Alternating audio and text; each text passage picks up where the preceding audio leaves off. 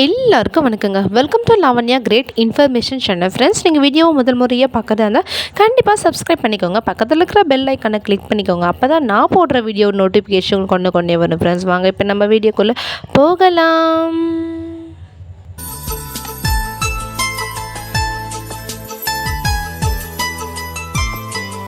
இன்றைக்கி நம்ம இந்த வீடியோவில் ஒரு மகிழ்ச்சியான செய்தி தான் பார்க்க போகிறோம். ஃப்ரெண்ட்ஸ், நம்ம சொன்ன மாதிரியே நம்மளுடைய ஐடிக்கே வந்து சேலரி வந்துடுச்சு.